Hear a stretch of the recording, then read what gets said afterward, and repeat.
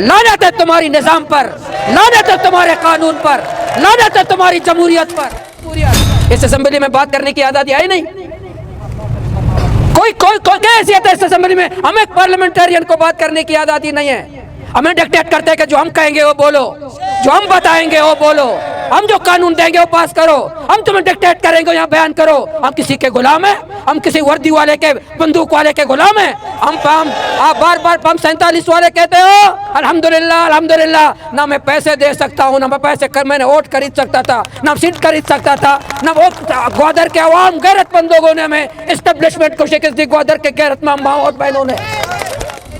تو بلوچستان کے لیے میں بھی جیل گیا تھا، میں بھی ان کے کرائم برانچ کوئٹہ مجھے لائے تھے، وہ کرائم برانچ کہتے ناخن نکالتے ہیں، کہتے الٹا لٹکاتے ہیں، کہتے کپڑے اتارتے ہیں۔ ان کا یہ کوئٹہ کا کرائم برانچ بھی میں نے دیکھا ہے، ان کے یہاں کے کرائم بھی میں نے دیکھے، تو انشاءاللہ ان کے تمام مظالم ہم نے برداشت کیے، لیکن ان ظالموں نے مجھے جیل ڈالا، گوادر عوام نے مجھے ایوان میں بھیجا، لیکن جو سڑکوں میں اطمینان تھا، جو مزاحمت میں اطمینان تھا، جو جدوجہد میں سکون تھا، اس ایوان میں کوئی سکون نہیں ہے، کوئی چین نہیں ہے، کوئی عزم نہیں ہے۔ تو جدوجہد کرو، مزاحمت کرو، حق کے لیے اٹھو، بات کرو، میدان میں آؤ، انشاءاللہ آپ کو حق ملے گا۔ میں ایپسی کو قاتل اور دہشت گرد کہتا ہوں، میں ایپسی کو کہتا ہوں، لیکن آپ ایپسی کا کردار ادا نہ کرو۔ ایپسی پولیس ایپسی نہ بنے، اپنے لوگوں پہ، اپنے شہریوں پہ یہ کیا مانگ رہے ہیں؟ یہ جو بیٹھے ہوئے کیا مانگ رہے ہیں؟ اپنا حق مانگ رہے ہیں، یہ MP کی تنخواہ نہیں مانگ رہے۔ آپ کے قائدین کو گرفتار کیا گیا، ہم اس کی مذمت کرتے ہیں کہ یہ لوگ ہم سے یہ تو نہیں مانگ رہے ہیں کہ ہمیں وزارت دے دیں، ہمیں MPA بنا دیں، ہمیں MNA بنا دیں، ہمیں PSDP میں حصہ دے دیں، کوئی ٹھیکہ دے دیں۔ یہ اپنا بنیادی حق جو 2 سال سے یہ فریاد کر رہے ہیں، آپ کا جو نظام ہے، صبح بھی چیف سیکرٹری سے ملا تھا کہ کون سا آپ کا نظام ہے؟ آپ کہتے ہیں کہ ٹیکنالوجی کا دور ہے، دنیا کہاں پہنچ چکی ہے۔ آپ لیکچر دیتے ہو ہمیں یونیورسٹیوں میں کہ دنیا جو ہے آسمان چاند پہ پہنچ چکے ہیں، دنیا کمندیں ڈال رہے ہیں چاند پر، اور 2 سال سے آپ کا اس دفتر سے دوسرے دفتر تک آرڈر نہیں پہنچتے، اور باتیں ایسی کرتے ہیں، ایسے خوبصورت خوبصورت باتیں کرتے ہیں جیسے ان کو امریکہ کا صدر ہونا چاہیے تھا۔ ایسے خوبصورت خوبصورت نعرے، خوشنما باتیں، اور یہ کون سا ملک ہے جمہوری؟ یہ کون سی جمہوریت ہے کہ لوگ اپنا بنیادی آئینی حق مانگ رہے ہیں، آپ ان کو گرفتار کریں؟ یہ کون سا جو جمہوریت ہے؟ اگر زیادہ گرفتاری کرنے کا شوق ہے تو حبیب نالہ کے پاس منشیات بھیجتے، کوئٹہ پولیس جا کے ان کو گرفتار کرے، یا 1000 خواتین کوئٹہ میں منشیات استعمال کرتی ہیں، ہماری بہنیں یا لاکھوں نوجوان منشیات میں لت پت ہیں، یا انتظامیہ کی بہادری یا پولیس کی بہادری کہاں لگ جاتی ہے؟ یہ ادارے کہاں جاتے ہیں؟ منشیات فروش آزاد ہیں، ٹیچر گرفتار ہیں، ڈیتھ اسکواڈ آزاد ہیں، ٹیچر گرفتار ہیں، زیری کا بچی کو اغوا کرنے والا اب تک گرفتار نہیں ہوا، جس نے رات 1:30 بجے ہماری غیرت کو اغوا کیا، آپ کی حکومت نے ان کو گرفتار نہیں کیا۔ آپ نے، لعنت ہے تمہاری نظام پر، لعنت ہے تمہارے قانون پر، لعنت ہے تمہاری جمہوریت پر۔ لوگ اپنا حق مانگتے ہیں، آئینی حق مانگتے ہیں، جمہوری حق مانگتے ہیں، آپ ان کو گرفتار کرتے ہیں، ڈنڈا پولیس کے ایسے ہاتھ میں جیسے کشمیر آزاد کرانے آئے۔ بھائی یہ پاکستانی نہیں ہے، یہ ہندوستان کے لوگ بیٹھے ہیں، یہ ملک دشمن لوگ ہیں۔ آپ ڈنڈا ہمیں کیوں دکھاتے ہیں؟ وہ اس لیے دکھاتے ہیں بلوچستان والوں، ہمیں ہر لمحے بتاتے کہ تم غلام ہو، آپ کے صوبہ نہیں ہے، یہ کالونی ہے، تم ایک کالونین علاقے کے غلام شہری ہو، تمہیں حق مانگنے کا کوئی قانونی رائٹ نہیں ہے، تم عزت کی بات کرتے ہو یا کوئی تمہارے لیے عزت نہیں ہے، آپ تو اپنا آرڈر مانگ رہے ہو۔ نوجوانوں، آج سوراب میں ہماری مائیں بیٹھی ہوئی اپنے بچے مانگ رہے ہیں، آج زہری میں لوگ روڈ پہ بیٹھے اپنے بچے مانگ رہے ہیں، آج بھوانی ہب چوکی میں مائیں بیٹھی اپنا بچے مانگ رہے ہیں۔ جنوری اور فروری کے 2 مہینوں میں 76 دفعہ آئی ہوئے ہمارے بند ہوئے، 76 دفعہ۔ کہاں ہے قانون، کہاں ہے آئین، کہاں ہے جمہوریت؟ آپ ان پارلیمنٹ کے ساتھ، میں بدقسمتی سے اس پارلیمنٹ کا میں بھی ممبر ہوں، اس کے سامنے آپ بیٹھے ان سے فریاد کر رہے ہیں۔ آج میں 15 منٹ کے لیے گیا کھڑا ہوا بات کرنے، یہاں بات کرنے کی اندر آزادی نہیں ہے، یہاں بات کرنے کی آزادی نہیں ہے۔ وہاں ایک کیپٹن چلاتا ہے صوبہ اسمبلی کو، اور وہ بات کرنے نہیں دیا، اور میں باہر نکلا، سی ایم صاحب بیٹھے تھے کہ میں یہاں بکواس، آپ یہاں اسمبلی میں جو بکواس ہے میں اس اسمبلی میں نہیں بیٹھوں گا۔ 15 منٹ کے بعد باہر نکلا۔ اچھا پھر آج کیا ہوا؟ آپ تو آرڈر کے لیے بیٹھے، تحریک پیش ہوا۔ کیا تحریک تھی؟ تحریک یہ تھی کہ ہم اسمبلی کو گرائیں گے، الگ بلڈنگ بنائیں گے۔ وہ کتنے کا ہے پتہ ہے؟ 5 ارب۔ کتنے؟ 5 ارب روپے کا، 5 ارب روپے کا الگ بلڈنگ بنائیں گے۔ آپ کو انشاءاللہ میڈیا میں پتہ چلے گا۔ میں کھڑا ہوا، میں سی ایم صاحب، او بلوچستان جہاں پوری ایشیا میں، پاکستان میں نہیں، پوری ایشیا میں بلوچستان وہ خطہ ہے جہاں سب سے زیادہ ہماری مائیں بچے کی پیدائش کے وقت مرتی ہیں۔ پوری ایشیا میں ہمارے اسکول بند ہیں، ہمارے ہاسپٹل میں دوائی نہیں ہے، ہمارے بلوچستان میں ایسے علاقے ہیں جانور اور انسان ایک ہی گڑھے سے پانی پیتے ہیں، اور اس صوبے میں آپ 5 ارب روپے کا بلڈنگ بناتے ہو۔ میں نے کہا سی ایم صاحب اگر یہ بلڈنگ نہ کر رہا ہے، یہ گر جائے، ہم سب شہید ہو جائے، بلوچستان والوں کا چاند ٹوٹ جائے گا۔ ہماری وجہ سے آج بلوچستان میں اندھیرا ہے، ہماری وجہ سے آج بلوچستان میں قحط ہے، ہماری وجہ سے آج بلوچستان میں کرپشن ہے، ہماری وجہ سے آج بلوچستان، آج یہ جمہوریت، قانون اور آئین کی بات کرتے کوئی نہیں۔ کہاں ہے جمہوریت؟ اس اسمبلی میں بات کرنے کی آزادی ہے ہی نہیں۔ کوئی کیا حیثیت ہے اس اسمبلی میں؟ ہمیں پارلیمنٹرین کو بات کرنے کی آزادی نہیں ہے۔ ہمیں ڈکٹیٹ کرتے ہیں کہ جو ہم کہیں گے وہ بولو، جو ہم بتائیں گے وہ بولو، ہم جو قانون دیں گے وہ پاس کرو، ہم تمہیں ڈکٹیٹ کریں گے یہاں بیان کرو۔ ہم کسی کے غلام ہیں؟ ہم کسی وردی والے کے، بندوق والے کے غلام ہیں؟ آپ بار بار 47 والے کہتے ہو، الحمدللہ الحمدللہ، نہ میں پیسے دے سکتا ہوں، نہ میں پیسے میں نے ووٹ خرید سکتا تھا، نہ سیٹ خرید سکتا تھا، نہ ووٹ۔ گوادر کے عوام غیرت مند لوگوں نے ہمیں اسٹیبلشمنٹ کو شکست دی، گوادر کے غیرت مند ماں اور بہنوں نے۔ تو ہم تو آپ کے ساتھ ہیں انشاءاللہ۔ میں حکومت سے کہتا ہوں یہ جو ہمارے ذمہ داران نوجوان اساتذہ گرفتار ہیں فوری رہا کریں۔ ان کے مطالبات جن ضلعوں میں آپ خود کہتے ہیں کہ جن ضلع کے کارروائی مکمل ہے ان کو آرڈر جاری کر دو نا۔ یہ تو آپ کی بدنیتی ہے کہ آپ انتظار کرتے ہیں، اور یہ قصور کس کا ہے؟ آپ کے بیوروکریسی کا۔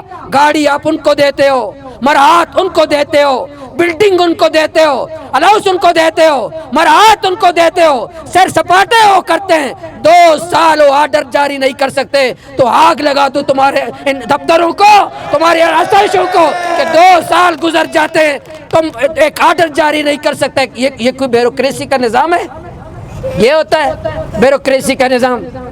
اگر رات کو ان کو کسی جگہ فون آ جائے کہ ہمیں فلاں آرڈر چاہیے، فلاں آرڈر کل پاس ہونا چاہیے، فوراً آرڈر، تمام کوئی اسمبلی نہیں کچھ نہیں، فوراً آرڈر جاری ہو جاتا ہے، فوراً آرڈر جاری ہو جاتا ہے۔ اگر سیکٹری سو رہا ہو بستر کے اندر اس کا انگوٹھی لگایا جاتا ہے، فوراً لگاؤ، اور سیکٹری صاحب سو بھی رہا ہوتا ہے۔ یہ کوئی جمہوریت ہے؟ اگر جمہوریت انسان ہوتا خودکشی کرتا، یہ کوئی جمہوریت ہے؟ یہ آئین اور قانون ہے، یا اس کو کہتے ہیں جمہوری ملک؟ یا اس طرح قانون چلتے ہیں، اس طرح ملک چلتے ہیں؟ میرے نوجوانوں بہنوں، ہم اس بدقسمت صوبے کے رہنے والے ہیں۔ پہلے کہتے تھے اس جھنڈے کے سائے تلے ہم ایک ہیں اور نیک ہیں، آج کل یہ تبدیل ہوا 2024 اور 25 میں کہ اس ڈنڈے کے سائے تلے ہم ایک اور نیک ہے. ایسے نیک بنے ہوئے ڈنڈے کے سائے تلے جیسے امام کعبہ یہ ہیں. اس ڈنڈے کے سائے تلے سب ایک ہیں اور نیک ہیں. ڈنڈے کے سہارے چلایا جا رہا ہے. بچے محفوظ نہیں ہیں, شاعرائیں محفوظ نہیں ہیں, مسافر محفوظ نہیں ہیں, مزدور محفوظ نہیں ہیں. مصور کاکڑ 15 نومبر کا معصوم بچہ اسی کوئٹہ شہر میں وین سے اتارا جاتا ہے. 9 سالہ معصوم مصور کاکڑ اب تک لاپتہ اور اغوا ہے. کہاں ہے قانون کے رکھوالے؟ کہاں ہے قانون؟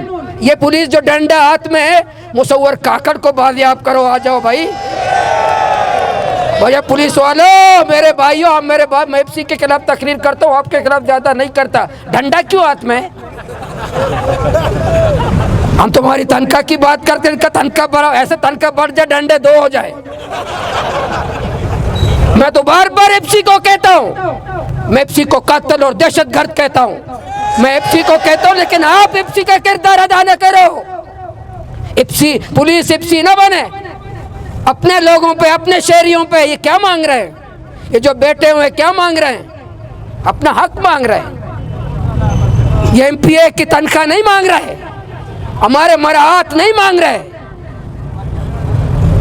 یہ ٹیکے نہیں مانگ رہے, یہ اپنا حق مانگ رہے ہیں. آپ تسلیم کرتے ہیں کہ ان کا حق ہے. اب 2 مہینے پہلے تسلیم کر چکے. اخلاقی پوزیشن کیا ہے آپ کی کہ آپ ایک زبان کرتے ہو, ایک قول کرتے ہو, ایک اقرار کرتے ہو, میڈیا کے سامنے وعدہ کرتے ہو, جو وعدہ پورا نہیں کرتا, جو جھوٹ بولتا ہے, جو وعدہ خلافی کرتا ہے, جو دغا کرتا ہے, اس کو حکومت کرنے کا کوئی حق نہیں ہے. اخلاقی طور پر اس کو حکومت کرنے کا کوئی حق نہیں. جو جھوٹ بولتا ہو, جو دغا کرتا ہو, فراڈ کرتا ہو اپنی قوم سے. 2 مہینے پہلے آپ نے وعدہ کیا, 2 مہینے بعد پھر آئے, 2 مہینے بعد پھر 9 لوگ آ گئے. پھر آپ کہتے ہیں کہ نہیں ہمیں پروسیس چل رہا ہے. پروسیس کیا ہے؟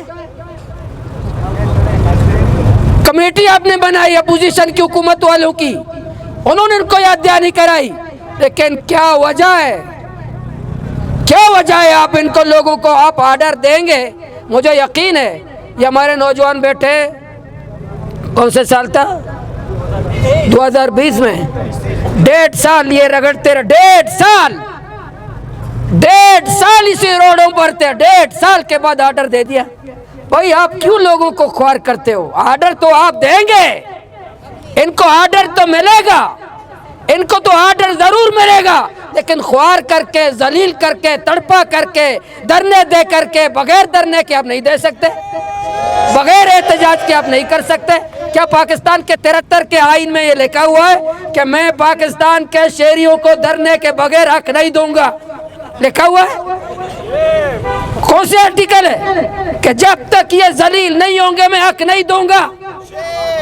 بھئی آپ دیں گے, مجھے یقین ہے آپ کو آرڈر ملے گا, آپ کو آرڈر ضرور ملیں گے.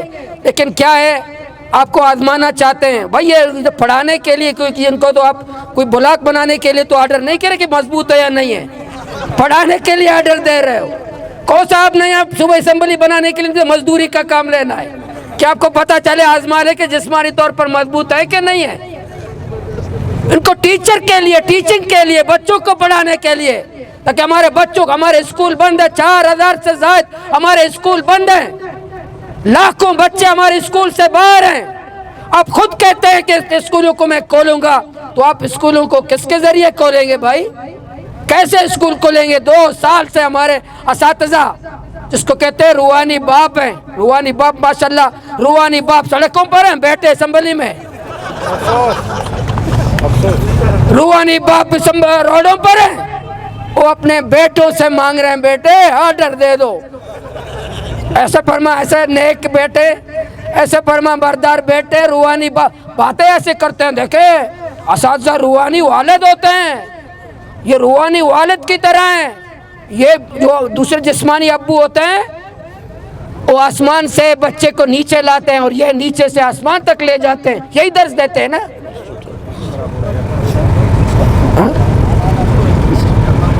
تو بھی تو بولنے دینا, آپ کو تقریر کرنی ہے, یہ کتنے سے تقریر کریں گے؟ تو ہم تو شروع دن سے ان کے بھائیوں کے ساتھ بھی تھے، آپ کے ساتھ بھی ہیں، ہر وقت آپ کا ساتھ دیں گے، مشکل کے وقت بھی ساتھ دیں گے، ہر وقت ہم نے آپ کے لیے بات کی۔ ہم صوبے کے عوام کے لیے جئیں گے، صوبے کے عوام کے لیے مریں گے، آپ کے لیے ہم عزت اور غیرت کے لیے جد و جہد کریں گے۔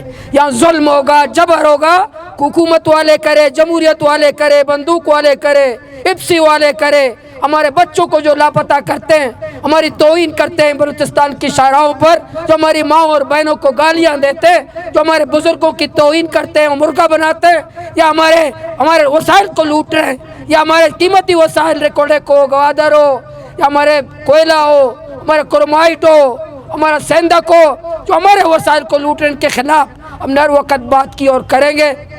لیکن آپ کو آرڈر ملیں گے کل یا پرسوں۔ اگر آپ کو آرڈر ملنے کے بعد آپ یہ سمجھیں کہ ہمیں جنت الفردوس مل گیا، بس قصہ ختم، نہیں، جد و جہد کرنا ہے، مزاحمت کرنی ہے، جد و جہد کرنا ہے کہ جب تک بلوچستان میں عدل و انصاف نہیں ہوگا، پھر آپ نے آرڈر دینے کے بعد ان ماؤں کا ساتھ دینا ہوگا جن کے بچے لاپتہ ہیں، ان بہنوں کا ساتھ دینا ہوگا جن کے بچے لاپتہ ہیں، ان بھائیوں کا ساتھ دینا ہوگا جن کے بھائی لاپتہ ہیں، ان والدین کا ساتھ دینا ہوگا جن کے بچے لاپتہ ہیں، سب کا ساتھ دینا ہوگا۔ تو انشاءاللہ مجھے یقین ہے کہ آپ کامیاب ہوں گے، مجھے خدا کی ذات پر یقین ہے۔ آپ نے جو تکلیف اٹھائی، جو آپ نے محنت کرتے ہیں، اللہ آپ کی محنت کو ضائع نہیں کرے گا، لیکن مایوس نہیں ہونا، خوف زدہ نہیں ہونا، بزدلی کا راستہ اختیار نہیں کرنا، بہادری کے ساتھ بیٹھے رہو۔ جیل تو مردوں کا کام ہے، جیلوں میں تو مرد جاتے ہیں، بزدل تو نہیں جاتے، بہادر لوگ جیل جاتے ہیں، جیل تو بہادروں کا کام ہے۔ آپ نے کہا کہ بہنیں بیٹی ہیں، بہنوں کو آگے مت کریں، ہم تو بلوچ اور پشتون مرد ہیں، جب تک ہم زندہ ہیں ہماری مائیں اور بہنیں آگے نہیں ہوں گی، جس دن ہم مر جائیں گے پھر یہ آگے آئیں گی، جس دن ہم مر جائیں گے پھر یہ آگے آئیں گی، لیکن جب تک بلوچ اور پشتون ہم زندہ ہیں، ہم کیا ہے، ہم اتنے بزدل ہیں اپنی بہن کو آگے کریں، ہم اتنے بزدل ہیں اپنے بھائی کو، بیٹی کو آگے کریں؟ نہیں۔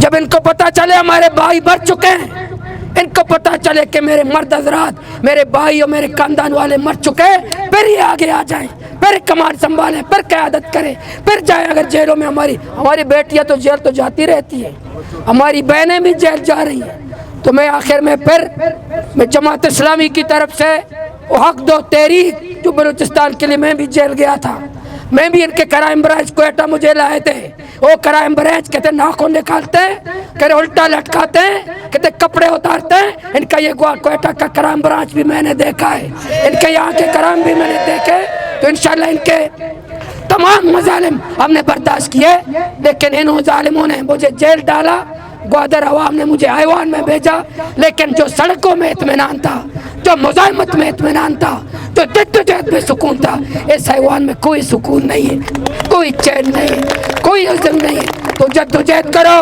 مزاحمت کرو، حق کے لیے اٹھو، بات کرو، میدان میں آؤ، انشاءاللہ آپ کو حق ملے گا، ہم آپ کے ساتھ ہیں۔ انشاءاللہ میں کوشش کروں گا، کیونکہ آج پولیس الرٹ ہے، میں کوشش کروں کہ مجھے ایک میٹنگ میں جانا ہے، لیکن آج رات میں آپ کو نہیں چھوڑوں گا، میں آپ کے ساتھ ہوں، آپ کے ساتھ بھی بیٹھوں گا، آپ کے ساتھ رہوں گا۔ اس لیے اگر پولیس گرفتار کرے، کم سے کم ایک ایم پی اے، ایک غریب ایم پی اے بھی آپ کے ساتھ جیل میں جائے، آپ کے ساتھ دے، میں اور کچھ نہیں کر سکتا، آپ کے ساتھ جیل بیٹھ سکتا ہوں۔ ڈرنے کا بانی تو ہم ہیں، جو نیند ہمیں سڑکوں پر آتی ہے اور گھر میں نہیں آتی۔ 2 مہینے گوادر کی سڑک پہ میں سویا ہوں، 2 مہینے گوادر کی سڑک پر، اس لیے یہ سڑکوں پہ جو نیند ہے، یہ بستر پہ وہ نیند کو مزہ، جو خراٹے ہم نے گوادر کی سڑکوں پر ہم نے نکالے، جو اچھی نیند گوادر کے مین سڑکوں پر نکالے، وہ ہمارے بستروں میں ہمیں نہیں ملے۔ تو نوجوانوں، اساتذہ کرام، میری غیرت مند بہنوں، آپ کامیاب ہوں گے، کامیاب ہوں گے، لیکن مایوس کسی صورت نہیں ہونا۔ اگر چاروں طرف آپ کو پولیس والے نظر آئے پھر بھی مایوس نہیں ہونا، چاروں طرف آپ کو مشکل نظر آئے پھر بھی مایوس نہیں ہونا، چاروں طرف اندھیرا نظر آئے کوئی مایوس نہیں ہونا، کوئی آپ کا ساتھ دینے والا نہ ہو پھر بھی مایوس نہیں ہونا۔ اوپر آسمان کا خالق و مالک آپ کا ساتھ ہے، ضرور آپ کامیاب ہوں گے۔ وآخر دعوانا الحمدللہ۔